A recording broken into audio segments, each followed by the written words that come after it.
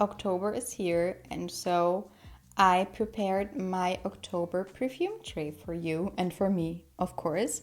And before we start, in Germany there is this award show called Duftstars, so it's all about the world of perfume, and they have a creator award, and I was nominated with my main channel, which is called Madame Tam Tam. And it is an award that you can decide on who's going to win it. So I would appreciate it so much if you would vote for me. I will leave all of the information in the info box. Okay, so let's start. I tried to not put as many perfumes on the tray this month like I did last month, but I don't know. There are quite a few perfumes on here. So this month I have my cozy vanillas here. Then I have some random perfumes or more specific special perfumes on here.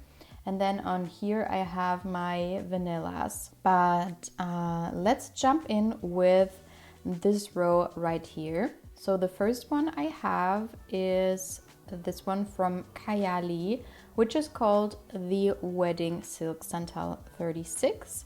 And I've shown you this bottle quite a few times already. I was a little bit shocked that it was released as a wedding scent because I think it's a very cozy, perfect fall scent. But as a fall scent, I think this is perfection. It is so extremely cozy and beautiful. It is a vanilla forward scent. There is champagne in here, freesia, praline, nectarine, sandalwood, and sugared musk. And it definitely has a vanilla prominence in here and a sugared musk that is very strong and reminds me a little bit of malt vanilla. And it has this praline DNA that you will find in Cloud and Baccarat Rouge as well. But just so cozy and perfect for every day as well. I think I will wear this one as an everyday scent quite a lot this month. The last couple of weeks I've only worn this one as a bed scent because it was so hot here. But I think now it will be perfect as an everyday scent. The second cozy scent is this one called Choco Musk by Rehab. And this is a classic, I think, in the Middle Eastern perfume genre. And this one is a beautiful vanilla, musk, and cocoa powder scent. It's super cozy. It is quite strong without being super strong. A lot of people say it's very watery. It isn't strong at all. On my skin, it has quite a good longevity, especially if you look at the price. This is so inexpensive. Looks inexpensive, but doesn't smell inexpensive. I actually love to wear this as a bed scent. It's also beautiful as a layering perfume. And I think I will also wear it if I want to feel very cozy. The next one is Victoria's Secret Bare Vanilla Golden. I don't know if they will bring this perfume back, so I'm not going to talk about it for too long, but this is one of my absolute favorites from Victoria's Secret. It says it has sugar tonka and orchid blossom. Of course, it has vanilla in here, and it does remind me a little bit of the Kayali one. It is a smooth and creamy vanilla, but it has some fruitiness and also some spice. So it also reminds me a little bit of Eau d'Huile by Diptyque, the Eau de Toilette, but a little bit more soft and smooth and more an easy grab than the Diptyque one, which does smell quite niche. This is so beautiful. It is quite weak, like most fragrance mists are, but I love to wear this as a bed scent. And then in the back This is not a cozy scent. It is actually quite a potent, very special scent. This is One Umbrella for Two by Floraïku. And I've just filmed a Floraïku brand review where I told you that this is my absolute favorite from the brand. And now I have this bottle, which is absolutely stunning. I love the cap. It's so special. And the perfume itself is also very, very special. To me, this is an authentic black currant perfume with blueberry aspects. It has this baked muffin thing going on in here. It's yummy, it's gourmand, it's fruity, it's sweet. It's just so interesting and it's quite potent. So this one will be perfect for my gourmand days when I want to smell edible. So let's continue with the special perfumes. So this one is called Meharees by L'Herbolario, and this is a perfume that smells very similar to Musk Ravageur by Frédéric Malle. The Frédéric Malle one is one that I love. It's a lot more complex. I think the one from Frédéric Malle is one that smells different on a lot of people. This one is a little bit more consistent when it comes to how it smells on the skin. But I think this is such a special perfume that I'm only going to wear it a couple of times a year. And this one is quite an inexpensive one. And the other one, of course, is very expensive. So I think it wouldn't be worth to have the full bottle in my collection. But this one is just perfect. It's very strong. It's almost beast mode on my skin. It's so cozy, yet strong, yet intriguing. It is a musk perfume. It is definitely musky, but it has this strong animalic note to it. It's quite spicy and quite fresh at the same time, but then it has those deep woody notes to it. It's so special. And it reminds me a little bit as well of the rosewood perfume from Goldfield and Banks, as well as Rosendo Matteo's number 5. Then I have one, I don't know if they have it in stores right now. It is called Unusual Fruit by Zara. It says limited edition, but I mean, you never know with Zara perfumes. And this one is a very good alternative to Mojave Ghost. I blind bought this maybe a year ago without knowing anything about it. I just read the notes and thought it sounded interesting. And then I went to a hotel a month later and they had Byredo everything in there. And it smelled of Mojave Ghost. And I fell in love with the hotel and how it smelled. And so when I came back, I was like, it reminds me of something I have in my collection, which is not Mojave Ghost, and it was this one. So this is definitely quite weak. It's not a strong performer.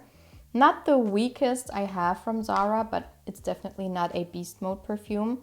But it has this special thing going on, which reminds me of Mojave Ghost. So it is quite clean and fresh, but then it has this spiciness going on, and also it's definitely unisex. So I think this would also be something everyone could wear.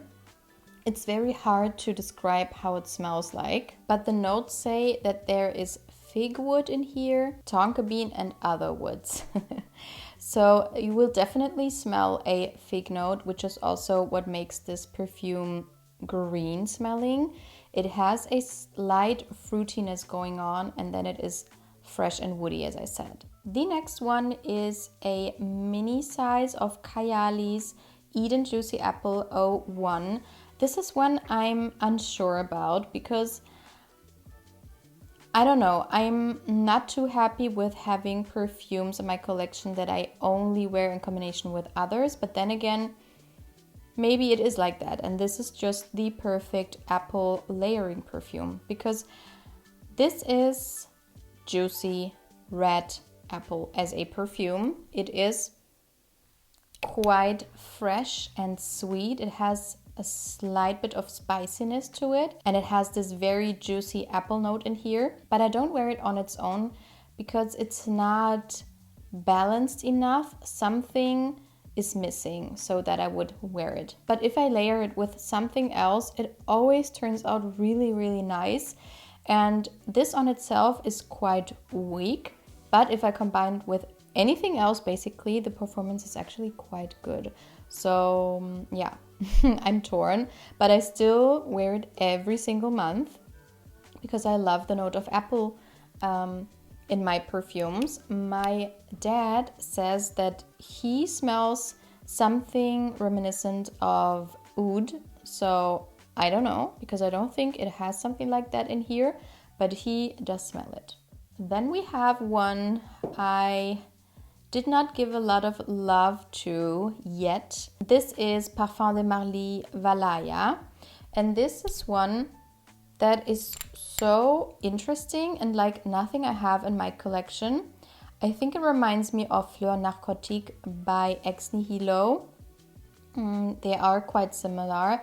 They both share quite a lot of synthetic notes, and this is why I hesitate to wear it, because it is quite synthetic and sometimes I get headaches from notes like that.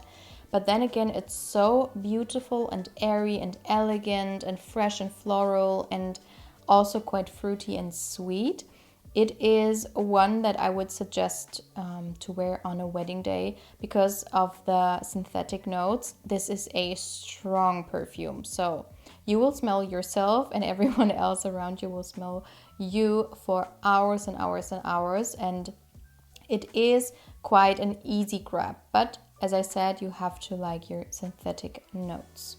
And speaking of Parfum de Marly, this is Oriana, and this is a perfume you see in almost all of my videos in the background because I don't tend to wear it too often, but if I'm in the mood, I will wear it over and over and over again. This is a marshmallow orange blossom scent. It is quite fresh and sweet and definitely powdery, but it's still fun and playful, which is something I like. I think it smells like the bottle looks like a Barbie perfume. It's so fun. I think I would wear this one more if I would layer it with something else. So maybe I will wear it with some of the vanillas for this month. But still very beautiful. Only thing is it doesn't have the strongest longevity, especially in comparison to the other one. And then for the last row, we have my vanillas. So here is one from Les Destinations. And I think, no, I still don't know what it is called because it doesn't say it on here. I think it's called La Réunion. And it is because the vanilla in here is from there. I think this was the story. This is a beautiful, quite spicy green, fresh vanilla, reminding me a little bit of this one and also Eau d'Huile by Diptyque.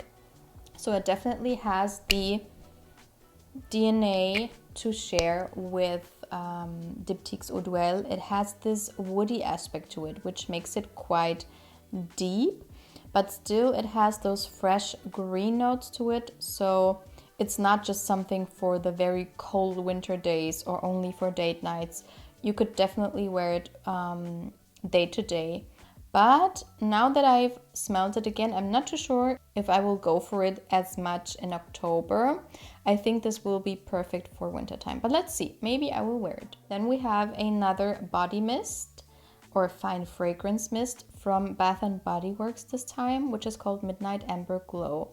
I'm not too sure if they still have it on the website, but this is, I think, my favorite fragrance mist from Bath & Body Works. This smells straight up like a niche perfume. It also has quite a good longevity or performance in general when it comes to a fragrance mist.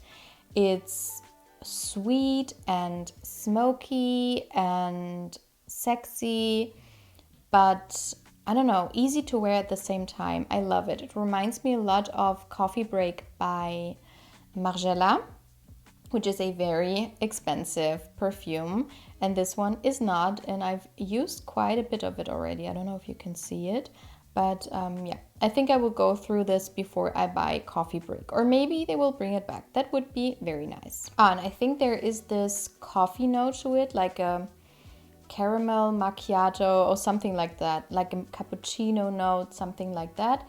Maybe some lavender, because it has this green, quite herbal aspect to it, and then some smoothness maybe from vanilla. So it smells a little bit like s'mores and a fireplace or something like that.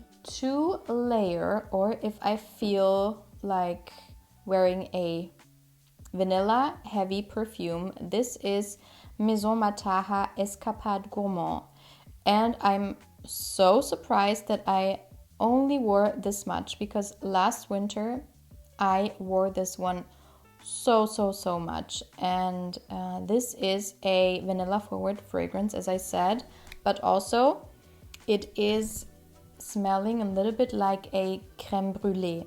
So you definitely smell something like a burnt caramel note, or like cozy burnt caramel. You have this vanilla. It definitely has also some freshness to it, like maybe like a airy fluffy musk. So it's not too heavy of a vanilla, and it layers so beautiful. The next perfume is one of the newest in my collection, which is called Winter Palace by Memo. And this is such a special perfume. I don't think it's a vanilla perfume. Maybe there's vanilla in here because there are so many notes in here. But to me, this is most of all a very fruity, juicy, cozy perfume. It smells a little bit like I have to smell it again. It smells like a fruit tea, you know, those hibiscus fruity teas with some fresh sour fruits mixed in. And then there is the specific sweetness, a little bit powdery. It's like nothing I've ever smelled before. I love the bottle and the picture. The only thing is that this doesn't have the biggest performance, so I definitely have to overspray. But this is one of the best fall fragrances I have in my collection. And the last one on this month's perfume tray is called Idole Now by Lancome. This, I think, is the newest flanker of the Idole line. And I love all of the Idole line perfumes. I just love the mix of the creamy vanilla and the beautiful rose. In here, I think there's orchid vanilla as well, and maybe some more fruitiness, but it's definitely more heavy on the sweetness. It's a lot more creamier. The other ones are a little bit more fun and summery, especially the Nectar one is very fruity, and the Aura one, which I adore, has this saltiness going on. This is a lot more simple but sweet at the same time. So I think this one will be something I'm going to wear as an everyday fragrance, but also it will be perfect to layer with others. So these were all of the perfumes I picked for this month's perfume tray. Let me know which perfumes you want to wear in October. Let me know if you've tried any of the perfumes on my tray. Do you want me to review specific ones, or do you have layering suggestions? I'm open to that always. And I hope to see you in my next video. Bye bye.